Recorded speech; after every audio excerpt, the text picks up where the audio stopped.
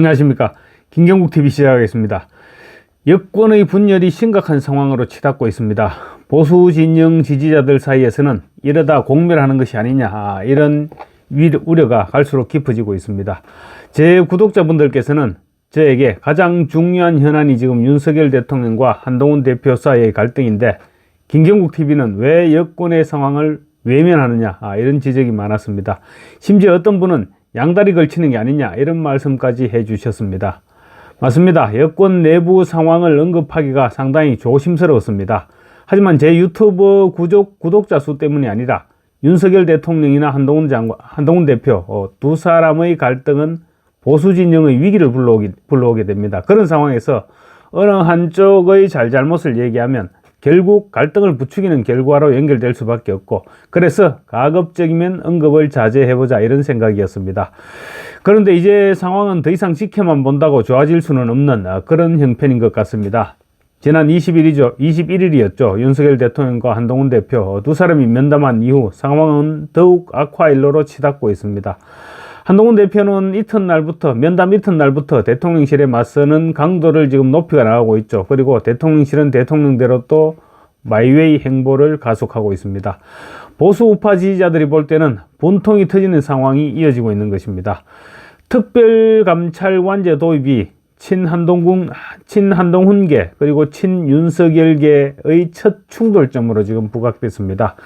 특별감찰관제는 감찰 대상을 대통령의 배우자 그리고 사촌 이내의 친족, 대통령 비서실의 수석비서관 이상의 공무원, 이렇게 규정하고 있습니다. 국민의힘은 지금까지 특별감찰관 임명과 민주당이 거부하는 북한 인권재단 이사 임명을 연계시키면서 계속 특별감찰관 임명을 미뤄왔습니다. 그런데 한동훈 대표가 북한 인권재단 이사 임명과 무관하게 특별감찰관 임명을 추진하겠다, 이렇게 공개적으로 밝히고 나섰습니다. 특별감찰관이 임명되면 최우선적으로 김건희 여사를 둘러싼 각종 의혹에 대한 조사가 본격화될 게 분명합니다. 사실 보수 지지층들 입장에서는 불안할 수밖에 없는 그런 형편인 것은 사실입니다. 명태균이니 김대남이니 이런 이상한 사람들이 뭘 가지고 있는지 알 수가 없기 때문입니다. 이걸 누가 주도권을 장악하고 그런 차원의 문제가 아닌 것입니다. 윤석열 대통령과 면담에서 김건희 여사 논란 해소를 위해서 특별감찰관 도입을 제안했지만 이렇다 할 결론이 나오지 않자 한 대표가 당 차원에서 압박에 나선 것입니다. 한 대표는 또 이재명의 1심 선고가 내려지는 11월 15일 이전까지 김건희 여사 관련 논란이 해소된 상태여야 된다, 그러면서 기한까지 제시했습니다. 한동훈 측에서는 간청이라고 하는데 대통령실 측에서는 협박으로 받아들이고 있습니다. 그만큼 양측은 지금 간극이 벌어지고 있는 것입니다. 또 지난 23일 밤에는 친한계 의원들을 중심으로 국민의힘 의원들의 텔레그램 단톡방에 특별감찰관제 도입에 대한 친윤계 추경호 원내대표의 입장 표명을 요구하는 등 본격적인 압박에 나섰습니다. 친윤계인 추경호 원내대표는 한 대표의 특별감찰관 도입 촉구에 대해서 원녀의 일은 원내대표인 내가 책임진다, 이렇게 제동을 걸었습니다. 그렇지만 한동훈 대표는 당의 실질적인 대표는 바로 나다 라는 말로 추경호 원내대표의 주장을 묵살했습니다.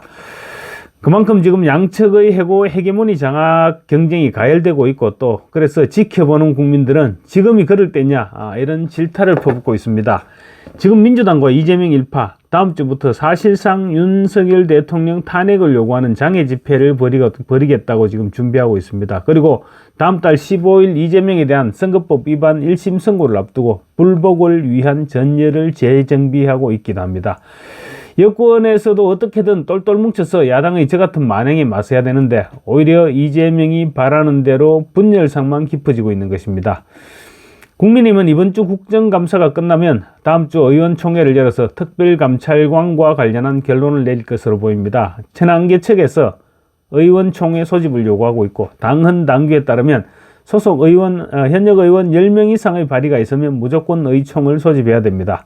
따라서 추경호 원내대표는 내주 의총을 소집할 수밖에 없을 것이고, 한동훈 국민의힘 대표가 강행 추진 입장을 밝힌 특별감찰관제 도입은 빠르면 내주 국민의힘 의원총회에서 표결 여부에 대한 결론이 날 전망입니다.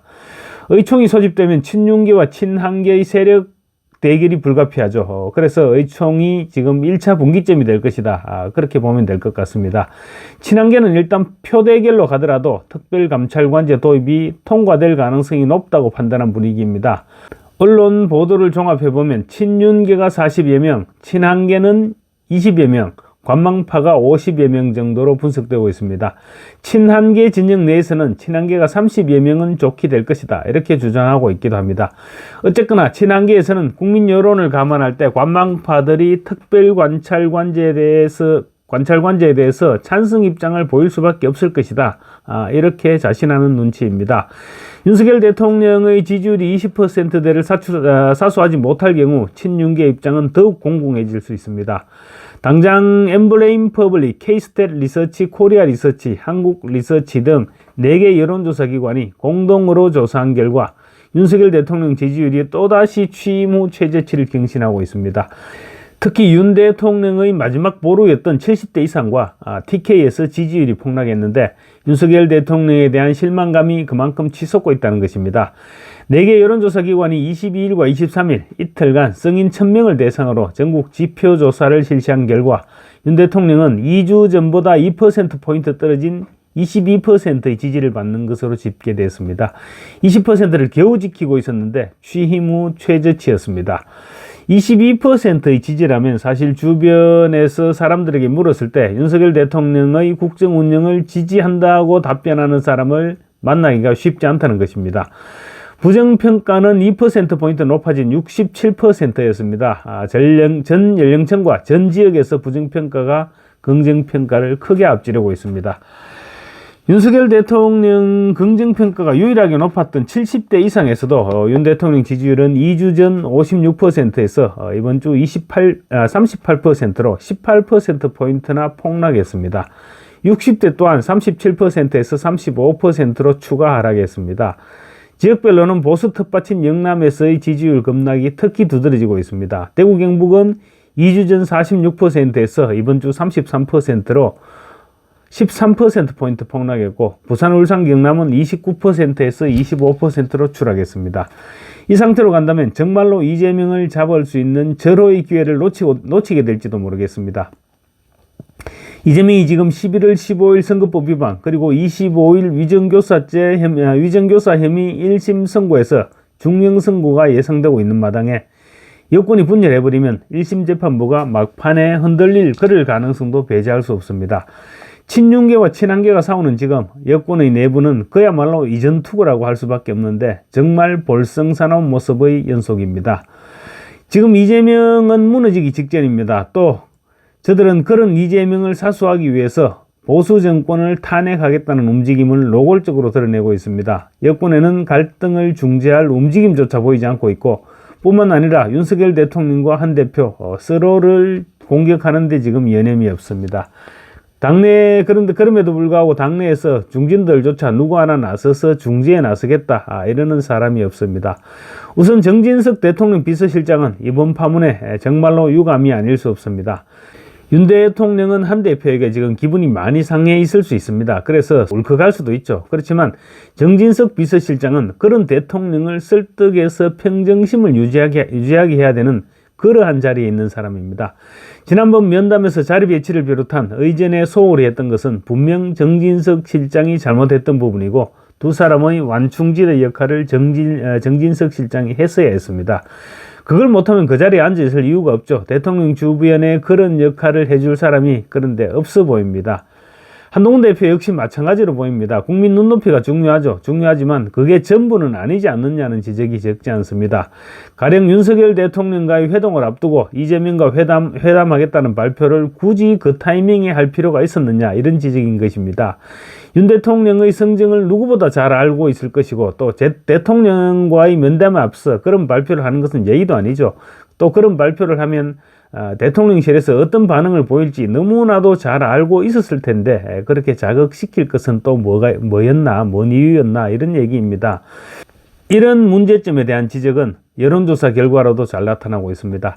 차기 대선 후보 호감도 조사에서 이재명 대표가 한동훈 대표를 월등히 앞서고 비호감도 조사에서는 오히려 한동훈 대표가 이재명 대표보다 더 높다는 여론조사 결과가 공개됐습니다.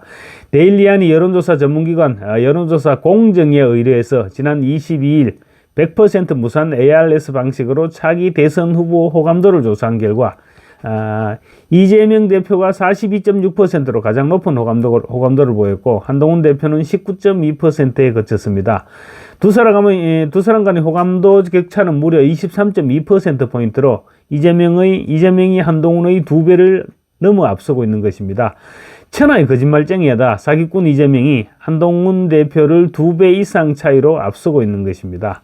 최근의 파동이 한동훈에게도 그만큼 악영향을 끼치고 있다, 이렇게 볼 수 있을 것입니다. 전통적 보수 지지 성향이 강한 70대 이상에서도 이재명 대표가 31.8%의 호감도를 얻어서 한동훈 대표의 27%를 4.8%포인트 차로 앞섰습니다. 70대 이상 연령층에서는 10.3%가 차기 대권 주자로 오세훈 시장에 대한 호감도를 표시하기도 했습니다. 한동훈에서 오세훈으로 갈아타기를 했구나, 이렇게 볼 수도 있는 대목이죠. 여론조사 전문가들은 그러니까 결국 팬덤만으로 지지층을 떠받치는 데는 한계가 있고 한동훈 대표 역시 정치력이 필요하다는 점을 보여준 것이라고 입을 모으고 있습니다. 반면 비호감도 조사에서는 한 대표가 온갖 범죄 혐의를 받고 있는 이재명보다 높게 나오는 것으로 집계됐습니다. 차기 대통령 후보 중 가장 비호감인 사람은 누구냐, 이렇게 조사한 결과 응답자의 33.4%가 한 대표를 꼽았습니다. 이 대표는 29%로 한 대표보다 비호감도가 오차 범위 이내인 4.4%포인트 낮았습니다.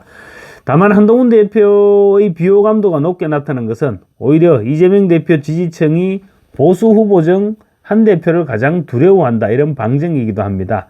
어쨌거나 최근의 여권 분열상은 한 대표의 지지율도 계속 깎아먹고 있습니다. 지금 이 상황을 가장 즐길 사람이 바로 이재명이겠죠. 명태균의 폭로가 언제 어떻게 끝날지 모르는 마당에 이런 갈등 상황이 장기화돼서는 정말로 안 된다는 말씀을 드리고 싶습니다. 감사합니다. 구독과 좋아요 그리고 알림 설정은 저에게 큰 힘이 된다는 말씀 다시 한번 드리고 싶습니다. 감사합니다.